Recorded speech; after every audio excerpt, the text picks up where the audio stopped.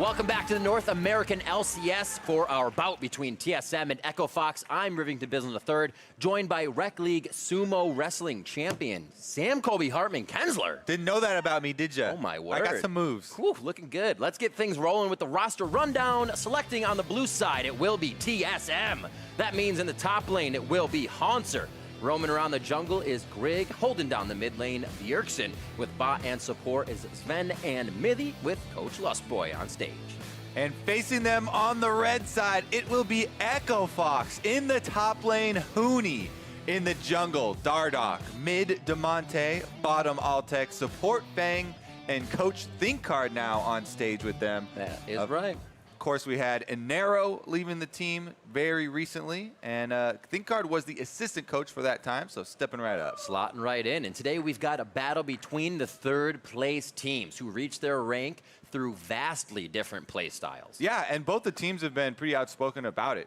Yesterday, I actually had Huni on the lounge, and he was talking about how slow and passive TSM looked to him, and he was criticizing some of their plays, you know, with the Taliyah roaming around, not going for enough ganks. And it's going to be very interesting to see how TSM face up against Echo Fox in their faster style. Specifically yesterday, TSM versus 100 Thieves, the Taliyah in the mid lane that they were trying to funnel, as well as the Heimer in the bottom lane. Huni was looking at those for points of power and priority, but they were unable to get the victory. That is right. That will clash against Echo Fox's non-stop early aggression, which has cost their star top laner in recent matches. Speaking of Huni, yes, he is the core player on this team. He has always had this kind of brazen, more risky style where he wants to do the outplays. He wants to, you know, win the 1v2s and dominate his lane and push up. But most recently, it has been all bad for him. You know, he has been ganked and he has not been able to get the outplays. He has the most deaths, or coming into today, he had the most deaths of the entire league this split for the North American LCS. Meanwhile, we also had Demonte, you know, on the lounge yesterday, and he was talking about Bjergsen is still the best mid laner, and he's really looking forward to going up against him and proving himself against this kind of icon that we've got in the North American LCS. Still putting praise towards that mid lane of TSM. Bjergsen never likes to answer the question. He's like, everybody's always doing great, but he always pushes himself to actually be near the top of that list, and the players know it. They will even say it. 3 bans in for TSM and 1 final here for Echo Fox. Feeling a Nocturne, Riv? I think so. That would be the most common. Yeah. There we go. We got all of the superpower picks that have really become kind of standard bans there. And now it's just about what sort of initiation are you prioritizing. I like Rakan early because you can threaten a Xayah funnel, you know, having Xayah in the mid lane and Rakan trying to get her more money through the jungle and those mid lane minions. Or you can literally just play a standard bottom lane with the Xayah Rakan, or even a different marksman and Rakan. Will it be damage for Dardoch? That Graves would be going in. Like Huni's gonna pick that one up, may get something for the top lane, or might already just put that support in so they don't get pinched coming out of the first phase. 20 seconds left here for Echo Fox. What do they decide to pick? I always love when people get, you know, kind of these signature champions for them. We saw Acadian yesterday on the Graves, and he's a guy who had played tons of Graves, top lane, in the jungle, all over the place, put hours and hours and hours in on that champion, and you can see it on stage. Even if it's been a long time since he's played it, they look so smooth with their animation canceling. They have every single combo down, and Dardoch is another one of those guys that has put tons of hours into Graves, so I always like to see when these guys can get their hands on that champion, and bringing up the possibility of, you know, having them with Smite, or, you know, funneling them mid. Graves is a possible champion for, you know, putting a lot of money on early as well, because he can actually be very effective building crit as well. We talk about your funnel champ is usually something that you want to scale really well so that the money's going to a good place. And a lot of the changes a while ago to Graves were really empowering the crits and having a lot of damage come through if you go that style. Of course, you can also still just go, you know, the flat damage style and lethality for some early bursts. Whatever they have, they're going to be able to be up in the face of TSM with Galio coming in on that heroic entrance as well. Lucian getting locked in, so we already get the AD within this composition. What are they going to be able to round it out with? And maybe more AD, who knows, in this current meta. 14 seconds as the second ban phase starts, and the first one actually hits up Ash from Echo Fox. And so far, we are seeing these teams draft according to those styles that we kind of mentioned in the intros here. Echo Fox already 2 short-range AD carries looking to get into the mix like you're talking about. They have a Galio to kind of give them some space, a little bit of zoning in the team fight, add some more comfort for picking up skirmishes as well before they even get to the team fight phase. You know, Lucian, very strong lane, whether he is bottom or they decide to swap him somewhere else. Probably will be bottom there for Altec. But also, Dardoch on the Graves will be able to pick those skirmishes. Meanwhile, TSM, they are stacking up a much more kind of standard and very strong and comfortable 5v5 setup here. Mundo, one of the greatest frontliners of all time that we have in the meta right now, and Zyrakon, a highly sought-after duo. Whether it does go bottom or mid lane, it's probably going to go mid lane because everyone's so enthusiastic about that combo in the mid lane, being that they can clear super, super fast as far as getting through the jungle and getting back to the mid lane for those minions. Just flying around, trying to see what's still up. That Morgana's banned, as I was thinking that could be one. We still have Vladimir up in the mix, and Altec enjoys his Vladimir. What are they going to pick here with a final? It will be Fang's support, and then we'll have TSM. Sven and Midi here, locking in whatever would be bot. Loving the Tom Kench in this composition coming from Midi, as TSM has played that quite a few times. Swain will be the first. Yeah, probably a bottom lane Swain. As I'm thinking right now, it is going to be a Xayah in the mid / jungle there. And we may see a little bit of the river Rakan, but very well could be just a standard bottom lane. Absolutely. You know, and send that Swain mid now that we do have the Trundle coming in. There we go. Looks like Grig will be able to apply Trundle Ultimate to the Galio, so when they do get to those team fights, shred them up a little bit. And it might be Sven back on the Xayah duty. It made for a interesting second phase from Echo Fox. You see the Ashe getting banned. They say, well, yeah, we think, as you said, that Xayah's going mid. There's still a need to ban out the bot lane, but TSM had the chance to say, no, we'll run it. An easy focus, and you're almost wasting a few bans with that one. 50 seconds left on the timer. I think both teams got relatively what they wanted as they get under the rift here. And again, that's why we were so hyped about the flexibility of these early picks, because you can just still have it as a standard bottom lane there. Sven and Mithy, they'll get to try their hand, you know, at the old combo here. This is a super exciting matchup, though. Lucian and Braum, no slouch in the laning phase as well. And we may see the rush for the level 2, because both of these are definitely very powerful in the early game. You really do have to respect the feathers coming out of the Zyrakon, though.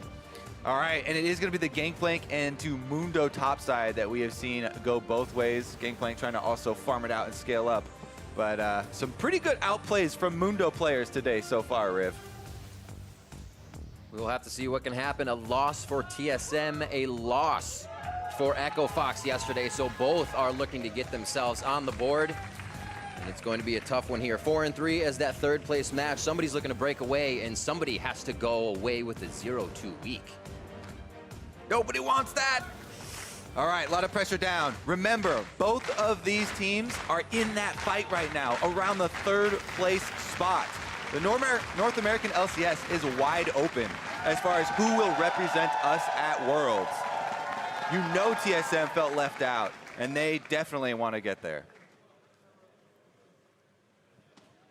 Onto the Rift, TSM starting on that blue side for this one. The first pick for them was that Xayah Rakan lane that they were able to get, Rakan being the first, and we'll see if Mithy and Sven get a little bit of attention from Grig. We do have those standard lanes going up, so we'll have to see if Altec and Fang want to get aggressive with that Lucian Braum lane, kind of that taster's choice to lock it down early and be aggressive. I especially like invades. When you have a Braum on your team, you know, you're set up with a Graves here. It just seems like it would definitely benefit Echo Fox if they could get maybe a late invade, try and get a ward down on one of the buffs, or even you know, try and bully early on to allow Dardoch to get a very nice opening to the game and try and have some early influence. Because as you said, the bottom lane could be very volatile. You know, Braum passive always brings up the chance for kills, with Lucian being able to proc the passive so quickly with the double shot. And a thing Huni has as well this game, even if he does find attention, a little bit of that global so he can activate other parts of the map and possibly pick up some assists well, he can stay in his own lane. Yeah, and plus the thing here, with putting Huni on Gangplank, Gangplank is not a guy that's going to try and shove you in early at your tower and lane bully you. Nice sweeper here from Dardoch. They actually get both those wards. So that is a token amount of money, but what the real bonus there is the experience boost that he's going to have. And that is super big for Graves, because the way that Graves works here in the jungle, with the slightest of leads, he can clear so effortlessly, losing 0 HP because of the knockback of his autos, that you have full freedom of the map if you get any sort of little advantage. And you're seeing it right there. A lot of people say, like, how do you do that? How do you do this? Well, you got a 101 on it right there. That was kind of the smooth animations that we were talking about when you're seeing guys that are very practiced on it. Also, low ping certainly helps with Graves. And these guys being on lane right now should be able to get that no problem.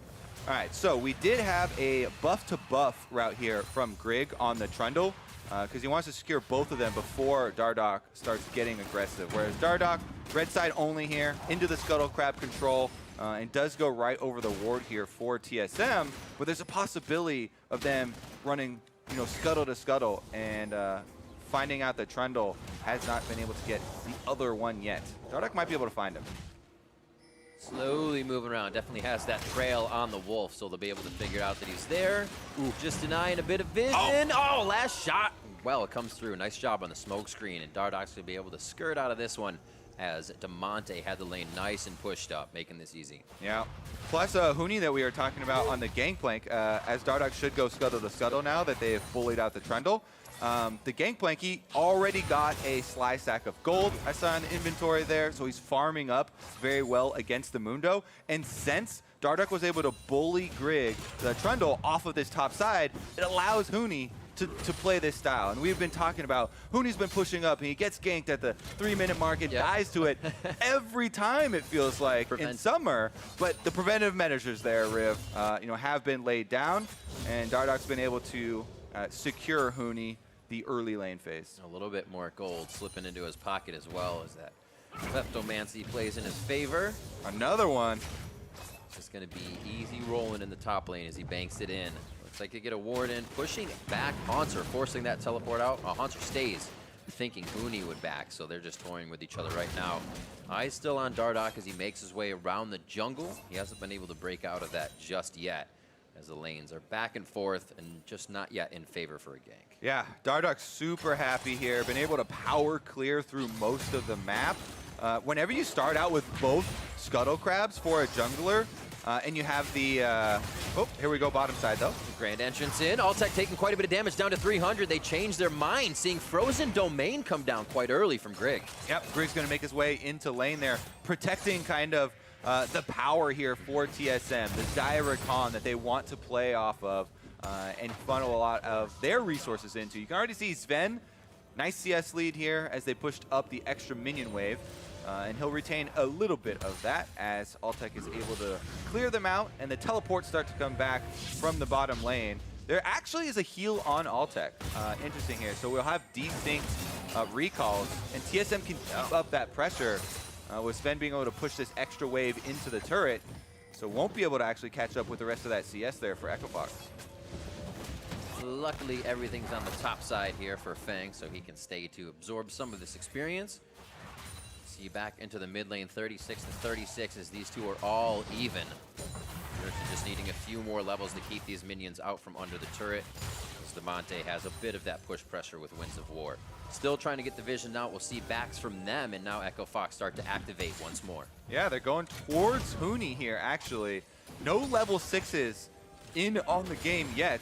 But they've got 3 members up here and should be able to do it. Huni instantly walks behind him, so Haunter does not have an escape just before the level 6 comes through. They take down Haunter for first blood. Bjergsen with the teleport in just short on the never move on Dardoch. Echo Fox get off to a very quick start here. No level 6 is required. They don't need the globals coming in, and they jumpstart this game. First blood is going to just shoot them across the map. Now they have Galio ultimate available and Gangplank available to try and make a play bottom side if they want to actually control both sides of the map. Here's the tower aggro though. Huni able to take that extra shot and just barely heal up enough Bjergsen's teleport coming in does force that flash off of Dardoch, which might dissuade him from going too aggressive, but this is a lot of momentum for Echo Fox, considering they're the team with the double global ultimates that they just got on those level 6.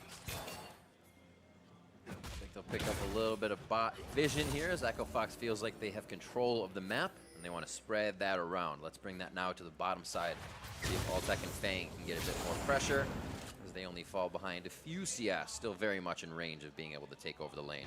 Yeah, and now Grig is faced with a situation here as the Trundle, where it's level 6 Graves already. He's got way more money than you. He's going to start to invade you. Whenever Graves finds you, at a buff like this, not only does he have the extra level for a possible outsmite, doesn't even have to the be there. burst is there so big too. Exactly, but he has that range advantage. So if he finds you, he just gets a couple shots off, slowly whittles you down, slows down your jungle, harasses you, and it really takes away from the agency of the TSM jungler here. So all the lanes now from TSM kind of have to keep that in the back of their minds, where they're not going to get support, but Dardoch could always be in the wings trying to turn the tides of their matchup. Quick entrance in the middle, taunted down onto Bjergsen. He's going to get out of this one safe, but has to throw the ultimate on, as bot lane also went for a bit of back and forth action across the map.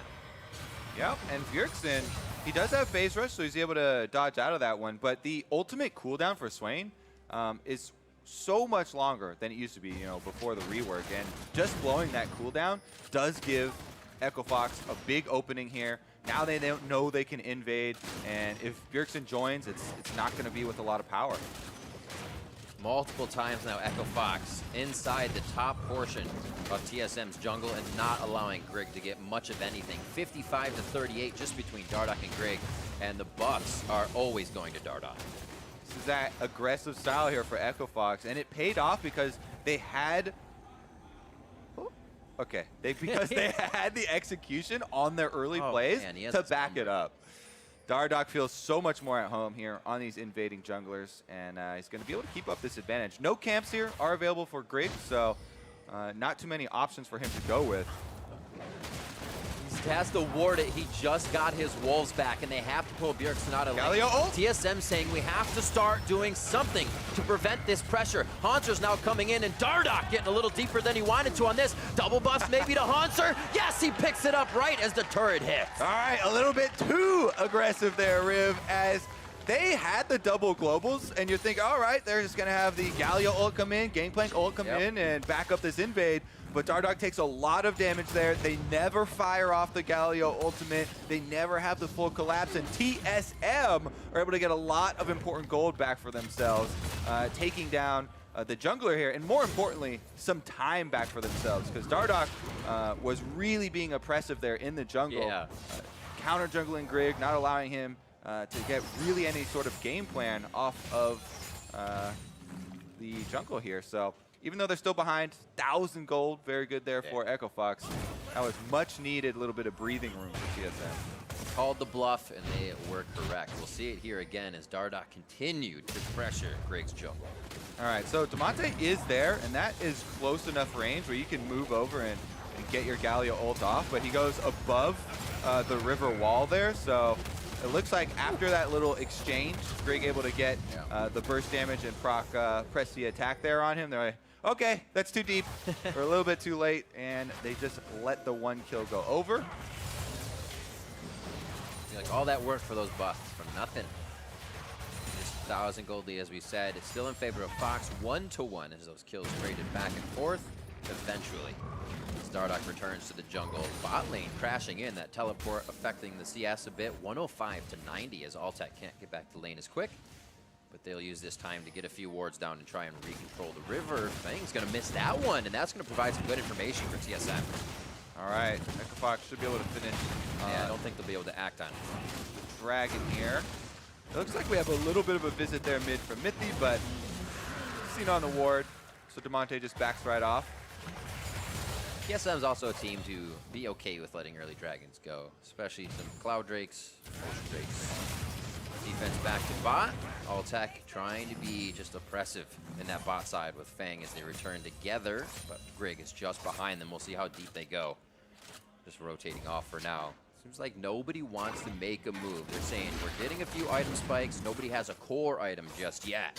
And they don't want to be the problem, or the reason a first turret goes down. Unbreakable for Fang as they test the waters in bot lane. The bottom lane, too, for Echo Fox has usually been the story. All right, let's take a look here at the Rift Trailed finish, though. TSM trying to contest. Monte not liking the position he's being in. Sometimes you think you're the one taunting them and you become the taunted. Getting in there, Bjergsen is not able to get the kill down. Rift Trail goes over to Dardoch in all the commotion. That's right. So Dardoch decides to finish the Rift Trail. Demonte flashing out, and the ultimate from Huni on Gangplank, getting him some space. So those are a decent amount of cooldowns used for the Rift Trail, but I think that was definitely worth it for Echo Fox. Nice yank in there from Bjergsen. You want to be able to stack up those soul shards. You can see the little red things under the Swain's name right there. Adds so much more threat to your ultimate. Can't really team fight if you don't stack those ones up first. It's either a boom or a bada boom. You want the bada boom. Definitely. Fang shields a little off, so he skirts himself against the wall to not take too much damage. But now that Mithy is in and out, he really has a pretty good shield off of those Fae Feathers passive. He can get in without too much trouble. They're going to back off for the time being. Really quiet after the beginning of a game. It seems like Echo Fox kind of knew they stepped a little too far forward, and with Dardoch going down, they lost so much more. It was funny because after, you know, Dardoch died in the jungle there, he immediately was like, all right, I'm going to go for the PvE objectives now. He takes Dragon right up, and then he immediately takes Rift Trail too. But that is still being super proactive and making, you know, aggressive plays. They're just in the middle of the map in neutral territory rather than going for the super deep invade. And it's a good kind of alteration there as far as the strategy goes, because obviously the last time when he was very deep in the jungle and Demonte kind of took the route through the river rather than up by the tower, they, you know, a moment of being out of sync like that can give over kills and really snowball the game back away, because if you give this TSM composition some money, they're just looking for the front-to-back fight, right? They have great tanks. They have Trundle for shredding and the classic AD carry there. Xayah now with first item completed in the Storm Razor for that first on-hit crit. Their composition is kind of just to walk at you. We'll see how they can defend this turret with really Haunter coming down a little slow on the top. He may stay up there. Rift Herald with a beautiful shot, about 10% HP on this turret, and it will go down. They will not follow for second shot, but Echo Fox opens up the middle of the map.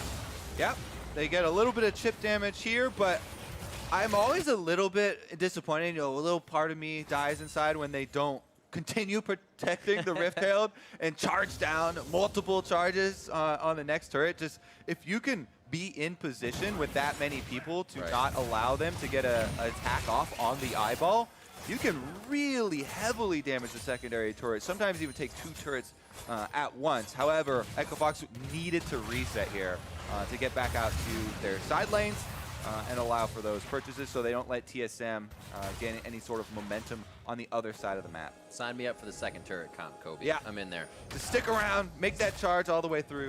Team stick around. Coming up on 15 minutes. Just that one turret right now, but good global gold for Echo Fox. We see the Triforce coming through now. The Rod of Ages finished along with the Blade of the Rune King. So up against the Storm Razor on the other side. 4 members here for TSM bottom side. I think they want to be able to get the turret. Top side though, Huni! Very close to going down for Haunter. Gets the ultimate on. He's good to go as Haunter gets himself out of Cannon Barrage. TSM just slowly letting this turret whittle down to see if they can find a fight from Echo Fox countering, but nothing goes down. A minute and a half on that Infernal Drake to come up, so. Yep, Sven and Mithy there on the bottom side, slowly work down that turret. Echo Fox here and Huni should be able to trade on the top side though, because there was so much focus top side early on from Echo Fox. Demonte and Dardoch putting a lot of pressure there, and Huni is able to get the turret. He's ahead in gold. He's on Gangplank, you know, a carry, a damage dealer, and Trinity Force has been completed, so this is much more comfort zone for him than we've seen recently. Uh-oh. Coming in, Mithy could get that defense back to Huni, but he gets the charm on. Removes Scurvy, removes the charm, and Dardoch is now in the frying pan. He goes down as Echo Fox once again feels like they're more ahead than they are. Good collapse there from TSM to slap Dardoch's hand while he's got it in the cookie jar once again, and they're able to get a second kill onto the Graves. But this is Red Buff and Huni trying to get some alone time there, 2v1 with Hanser, but they don't account for the rest of the members on the team. Look at the mini-map for this whole replay. All other members of Echo Fox were in the base, and it's Huni and Dardoch making a play by themselves on the top side of the map, deep in TSM territory. So once again, that has been the classic conversation around this team, where it feels like a Huni and Dardoch team. Well, that's because the rest of the guys are, in the fountain while they're creating plays. Sven having to flash as well during that replay of an altercation. So he will not have that. Featherstorm will be necessary for a next fight. 2-1 here coming up on 17 minutes. TSM is saying, yeah, the Infernal Drake means a little bit more. That first Cloud Drake wasn't really on the menu, but this one will try to. Oh, look at Xayah. Speaking of Xayah, Ben is on the outside of the map. TP there. So Echo Fox do have. Oh, TP is coming in. Just a little below the river. Will they have enough time? 2,000 health onto the Drake. Smite from Grig is there as well, and it is going to be coming in from TSM. They try to disperse out of the fight. Hanser puts himself on the top side, but gets the safety, and it looks like TSM will disengage. Ooh, TSM happy to get that Infernal Drake, put that one away for later, and start to scale up. Grig was able to stick around right next to the Dragon, combos his Smite with the Bite right there for him, and you got to talk about this guy as far as TSM and bringing in the junglers. He has been able to win so many Smite fights, stealing multiple Barons for this squad. So he definitely has at least this aspect under control. Let's take another look at it. TSM move up. There's the teleport from Sven. And even with the Gangplank ult coming down to zone off the team, Grig stays in there. He makes sure he gets the execute on the Infernal Drake and then flashes out the back. Really feels good in those tense situations. You remember the Griggy Smite in the TSM C9 game? I was there with you, bud. Yeah, that's right. Him and Mithy came in, and he spit him out, instantly taking that Baron, ultimately winning TSM the game. We'll see if it can come up big here, calling down the Smite from the gods. Been in favor of Grig lately. 1-0-1. Really pressured in his jungle, but keeping it in the game for TSM here and recognizing Dardoch's pressure top. We'll see where they can go from here. 28.7 to 32.2. Definitely still in favor of Echo Fox kind of starting these fights, but TSM has been able to use that fight prowess, organizing themselves around it to take what they want. Yeah, and we have an early Grievous Wounds here. Huni's been able to upgrade already to the full Mortal Reminder. Whoa. And you can see there's a lot of armor that has been stacked. We talked about the tanks on TSM's side, and Huni with second item Mortal Reminder, his barrels are going to be able to apply the Grievous Wounds as well as shredding through a lot of that armor. So we might even just see him going for those frontline chains. Obviously, you would love to get a backline barrel chain onto the Xayah, but if all else fails, he can significantly chunk through a lot of this tank line as well. We'll have to see how that does work out for them. This is also Huni's first play of that Gangplank this season. In bot lane, he's actually under the turret, taking quite a bit of damage. Got to be careful. Trial by fire as well as extra damage.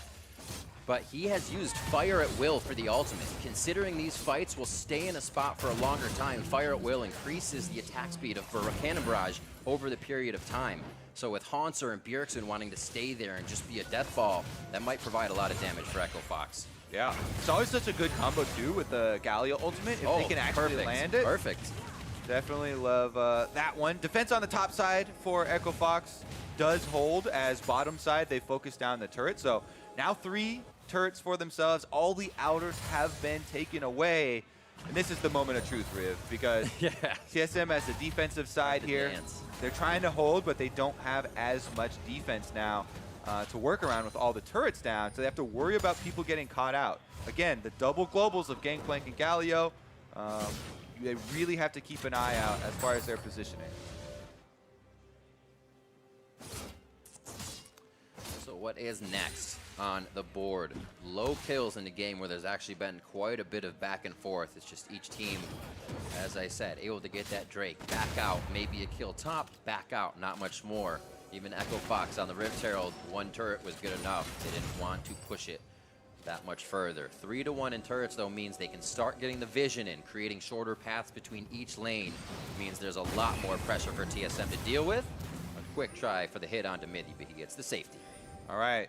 Echo Fox currently pushing all the side lanes up. Top lane has been taken care of by Sven, but the jungle is under attack. Ignite is down right away. Demonte looking to get close. Taunt just out of range as he doesn't get it to connect. Oh, Mithy comes in with the grand entrance, and it's going to be the charm. Is the quickness enough? Bjergsen has his eyes on Demonte, flashes over the wall with him. Zanyas goes down, and he's ready to activate the R2. It's not enough. Now Bjergsen has to go gold, and it's pretty, but is it enough? 1-for-1 as the fight starts, and Echo Fox is now trying to retreat. They turn with Fang's shield up, and Dardoch looks for shots as TSM is huffing in the cleavers. Double KO here, both mid laners down, but Echo Fox still pressing and should be able to get the turret. Definitely going to have it, being able to put the barrels forward, pushing TSM back. There just wasn't enough defense, and Echo Fox come out on top of the mid-game fight. They still have the pressure on the map too. Health advantage means that they get to get the Scuttle Crab by Baron, where the vision becoming extremely important. You know, the damage now in the game skyrocketing here, and both teams, if they got an amount of control enough, they would be able to burn down this Baron pretty quickly. Hear it all this again. Even after using Glacial Fissure, they say more. We want more. Go, Ignite. Yeah, at the beginning of this, it looks like Echo Fox used a lot of resources here on the Trundle. Double ultimates, they use the Ignite, they chase him through, and then TSM do get a decent collapse here. Demonte finds it out by the wall next to Huni, so when Bjergsen follows him for the flash, he immediately starts to get focused down, has to use his stopwatch as well, and that baits Demonte to go back in. And they both get executed. Just missed time. Yeah. Then we think, okay, so Hanser with the ultimate rolling there on Mundo could provide frontline, but a lot of their DPS was forced off of the fight. Good calling there, right on the Sven. Furling? Ruffling his feathers, there's the word I wanted. Just a bit of vision control here as Echo Fox gets themselves back out after a bit of a bye. There's Zanya's in there. Monte Black Cleaver for Altec, as he's going to be looking to just shred people down as Huni starts going Steric's way. Yeah, I mean, we talked about the tanks and the power of all these tanks, but there are 2 Black Cleavers, the fully completed Mortal Reminder from Huni, plus the Blade of the Ruin King from Altec on Lucian, with especially with the double tap. It's a lot of percentage health damage, so it's actually going to be a split map right now. TSM 3 members top side. They're going to trade the Cloud Drake for some gold for themselves, as they do take that much needed outer tower. Echo Fox, though, they're not going to let it get away with just that being the trade. Yeah, they say, okay. Anybody mid? It is Bjergsen. They say, dang it, we can't get any further here. Seeing Baron up, as well as a Drake spawning soon, could be a problem. Mithy missing out of that one as he gets himself quickly shielded up. Yeah, 2 ultimates used here from Echo Fox. They definitely have a little bit itchy trigger finger, as soon as they see someone out, they're just willing to throw everything at them. But again, that does give them control over the Baron to clear out the vision here, and that's becoming extremely important.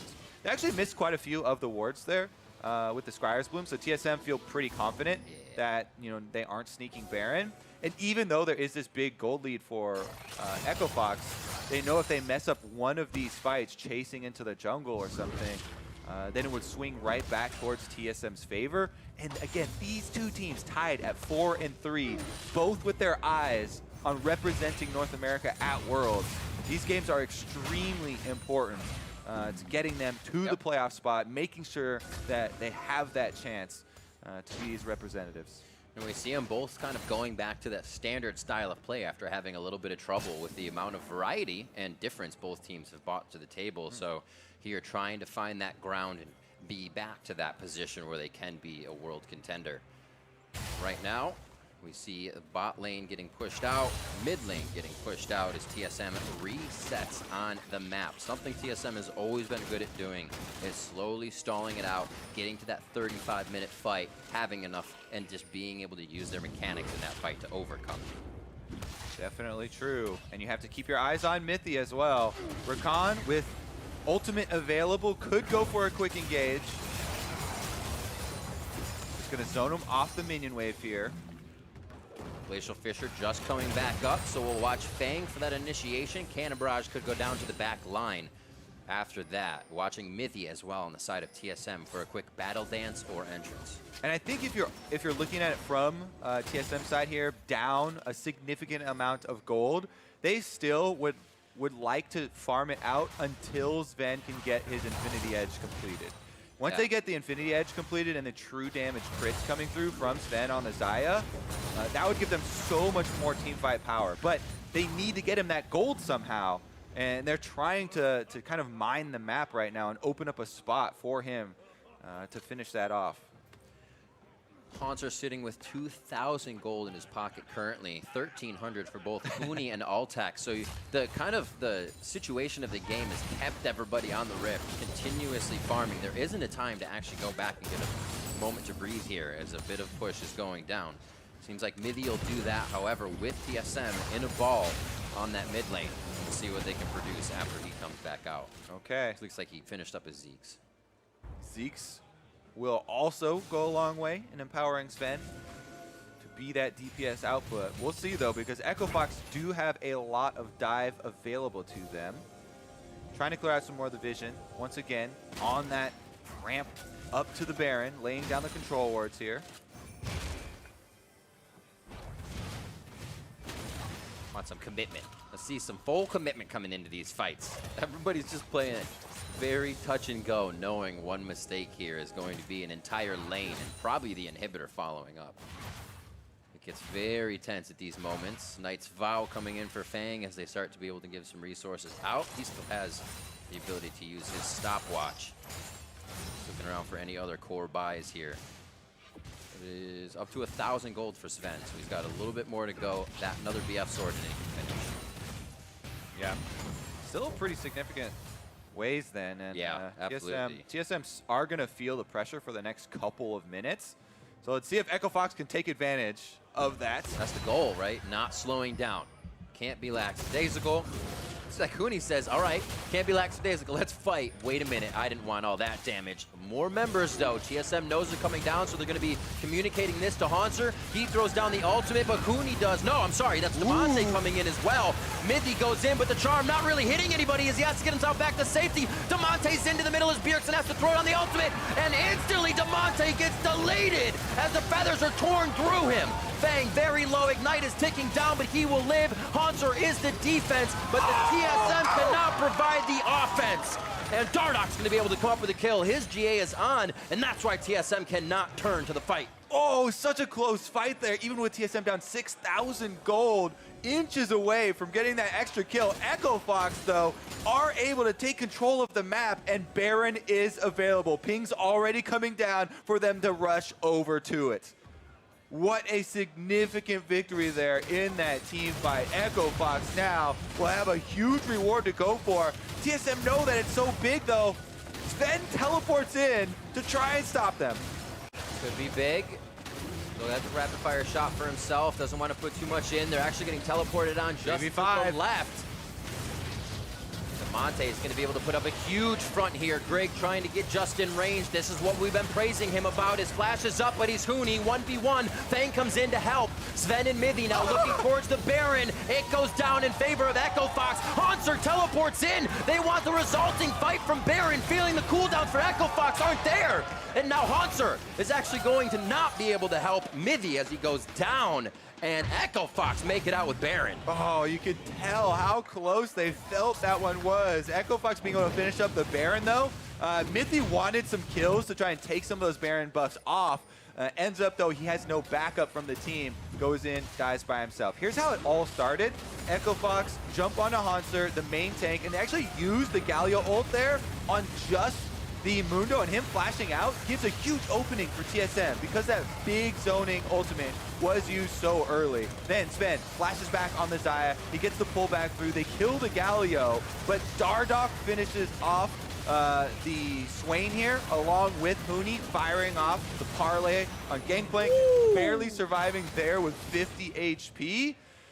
So Echo Fox on the edge, still able to come out with the victory, and now they've got Baron buff to push with.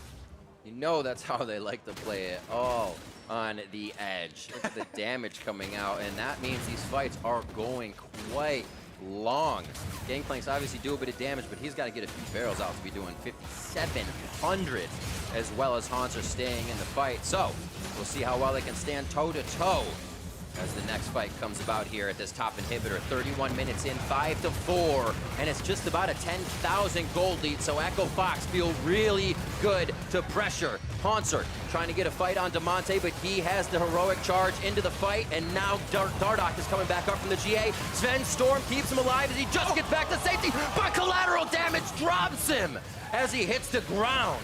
Oh my goodness, I thought it was a bad start for Echo Fox. Hootie actually gets pulled in. Not in a great spot, removes Scurzy, gets himself to safety, and now it's going to be Haunter going down. Echo Fox are staying for the long haul, and they're looking for the Nexus. 50 seconds onto Haunter. No minions. Yeah, they do have a siege minion actually just behind this turret, not in range to help the armor, which is hurting them, so they need the melees. Now they're onto the turrets, and it is going to be Cooney tanking it up. Grig looking for a target. Who's the priority? What would be the best to take down? But Echo Fox are able to lock down TSM and knock down TSM, moving on to 5-3. At 10-4, Echo Fox take down TSM. Big improvements for Echo Fox after the play yesterday. Hooney on the gangplank. Looks so comfortable. Dardoch invading with the Graves to give them the early advantage. And they never really lost momentum. Some kills given over there off of the invades and TSM getting some back for themselves, but for the most part, good snowball there from Echo Fox, keeping up the pressure. Kind of wondered where the initiation would come from. It was really just Hooney walking up. It was interesting. There was a lot of a stall there, or a lot of stall that the team saw, and it was Echo Fox going bot lane and kind of forcing that fight. And to their luck, it was TSM being out of position and not able to really coordinate on it. Hooney didn't die a single time in the entire game, despite getting down to about 40 health there in a couple of instances. Woo. Still playing on the edge. He still has the killer instinct. Heck yeah. As that first GP of the split, got to feel good. Gonna have to ban it away from him now, right? It's a solid ban against Hooney once you figure that out. It had been a lot of Mundo, Renekton, Rumble, Yasuo, everything that he could throw at the board saying it was his meta. He's got to be feeling good after this game with that little bit of a slump previously. So to hear from the pros that picked up the win, let's send it over to Avali and Echo Fox's Outlaw in the jungle. Thanks, guys. Dardoch, congratulations on taking down TSM. It is so nice to see you back on these carry junglers. What triggered the transition back? That's just what I think is strongest in the jungle right now. So I always just tend to play what I think is going to set my team up best for the win. So if the meta fits it, it'll be Zac, it'll be Sejuani, Gragas, whatever. But currently, I think the meta suits Graves and Kindred, that kind of stuff. So I'm just playing whatever my team prefers. And you guys just came back from Rift Rivals. You were the only team to pick up a win in that regional best-of-5. Was there anything that you learned from that tournament that you applied this week? Well, Europe taught us a lot, just basic fundamentals of the game. They're just really great players in general, so practice against them is just of a higher quality than it is in our region specifically. So in general, we learned a lot just by them coming over, but in specific, I'd say that we learned a lot about different characters, especially like Heimerdinger, Aatrox. Like you saw the stat graphic where we were like 0-7 as a region against them. It's pretty sad, but yeah, I mean, Europe just had obviously a lot to teach us. It showed in the tournament as well. I spoke with Damonte a little bit earlier, and he said he had a lot of respect for Bjergsen, but he was still coming into this game confident. What do you think about him and his performance so far and his transition to the team? His performance on stage leaves a little bit to be desired so far, but the reason he's on stage is because he performs to a higher level in scrims, and everybody on the team still believes in him to perform at that level. So, yeah, we just have a lot of faith in Tanner. He's a great player, and I'm sure he's going to figure it out. Dardoch, well, thank you, and congratulations again on the win. And for more on the game, let's hear from the analyst desk. Thank you very much, Avali. We've got Lorlo here in the analyst desk, which raises the elo on the desk massively. Like, we cut Dash, that helped. You've made that joke like 3 times in the last 2 days. Yeah, because I'm here. Yeah, I made it yesterday. In the morning. Now again with Lorlo. Well, he's actually an LCS caliber player, so this is great. We have some high-tier analysis.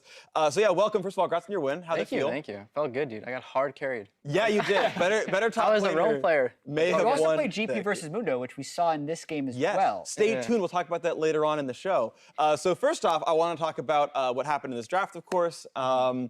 We had TSM kind of go back to comfort though, right? Fairly winning bot lane, Bjergsen on like a damage mage, you know, Mundo's kind of, he's gonna role play up there or whatever, but like, this looks like TSM returning to comfort. Echo Fox obviously with the Graves and GP played around top and had a more sort of explosive game. Yeah, but I think they made a bit of a mistake in draft on TSM side because they saw the Lucian come in as the last pick on the first phase of the draft, and usually what happens is whichever team has the Mundo, if they haven't been counterpicked yet, will then ban out Darius and GP, and they only ban the Darius and they leave the GP up because they're like, well, maybe the Lucian's going up there anyways, and that kind of was a big problem because the GP ends up taking over the game. Yeah, I think it cost them the game, actually. And Lolo, take us through like how that matchup plays out. Yeah, so I feel like Echo Fox, first off, they played like how they want to play as a team. I feel like yesterday they played Mundo, and like Huni's not really a tank player. They just like stick to their strength. Like ideally in draft as well, they put Huni on a carry, had Dardoch on an aggressive jungler, and they put like their other lanes on like the more supportive side. And I feel like the GP Mundo lane, it's really farmed. Like GP pushes in early, gets probably a 5 to 10 CS lead in the early game, buys Sheen, then later on he just is a safe pick that just scales for late pretty much, and then just scales and just wins team fights later on for his team. So it's really good. And on top of that, you have GP ult to just help anywhere and just clear waves. So. Yeah, you can lose lane and still be really helpful for the team. Of course, we want to show off some of the early pathing that Dardoch actually did. So we're going to roll our first replay because he got massively ahead on Graves. So this is basically his third camp. He's on a very early Scuttle pickup, and immediately after Scuttle actually finds himself invading against the Wolves. It actually takes this is really good for in terms of like how the GP Mundo matchup plays as well, because having the Graves just completely take control of the early game just makes the Mundo GP matchup really favored in GP, because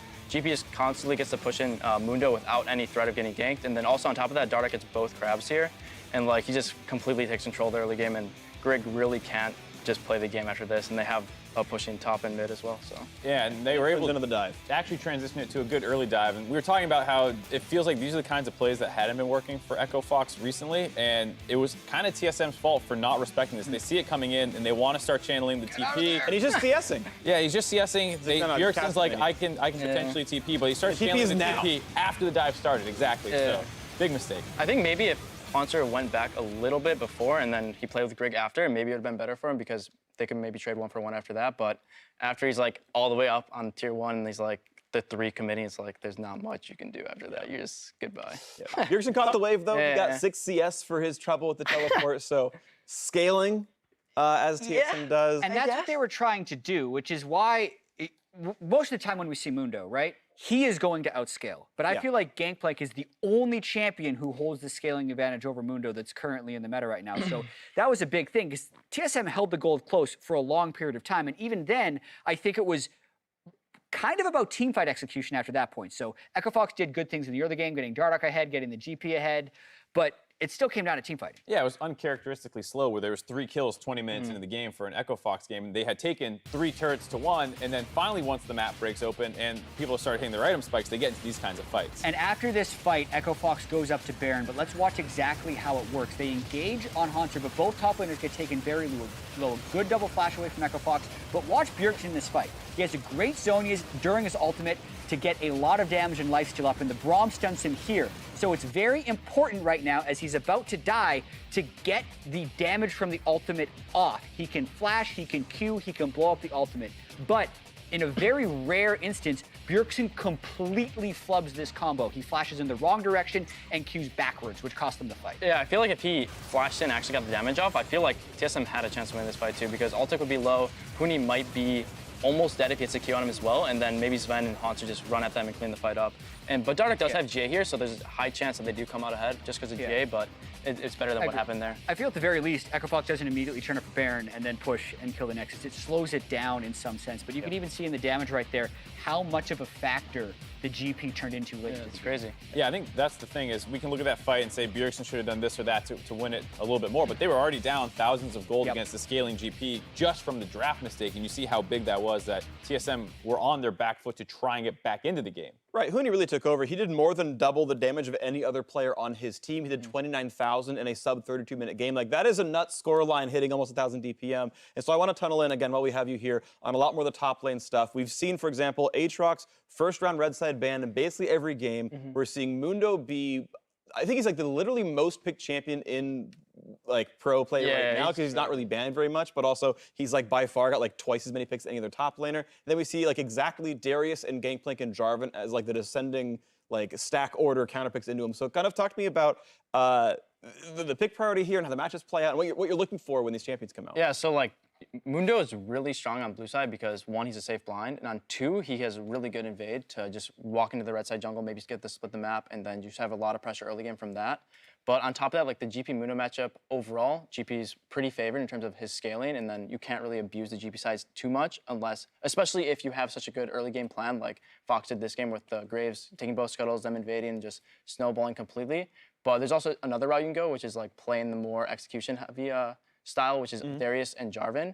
Like those champs work in terms of winning games as well, but you have to execute really well and get a lot of ganks off. So I wouldn't mind asking about the Jarvan pick because we saw it twice yesterday, and both times I don't think it worked out very well for the Jarvan. But like, talk me through some of the ideas behind why people are trying Jarvan into Mundo. Yeah, so a lot of team comps right now, if you don't have like a Rakan or you don't have like a Fiddlesticks, you lack a lot of engage. So you need something from top side to engage, and Jarvan's one of those champions that's super strong at engaging. And then on top of that, you pair it with like a Sejuani or Gragas, and your 2v2 power is pretty good, and you can pretty much kill the Mundo anytime during lane phase. If you just like EQ his Jarvan, Sejuani comes and just flails and gets a free stun, like the Mundo can't do much. And then after that, you look to use your Jarvan pressure to go mid and then get a lot of priority through that. So.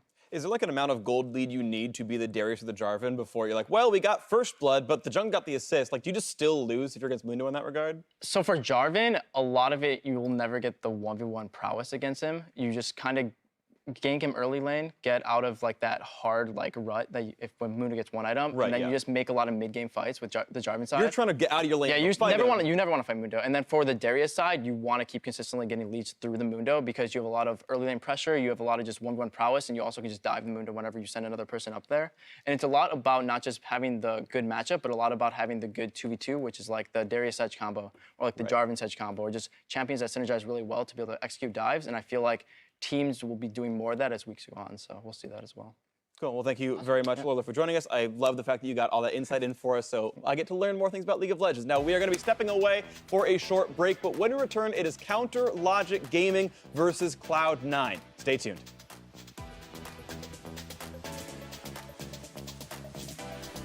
Okay. Mundo is behind. Mundo is behind us, guys. We're in a flank. I'm gone here. I have GA. Zyno blast. That one hit. I got her. I got the fire. She's gone. Mundo's on the side. Mid. Thanks for that cover, Johnny. Well played. Maybe I'm getting care, guys. Help. Blocking. Wait. Yeah, we can.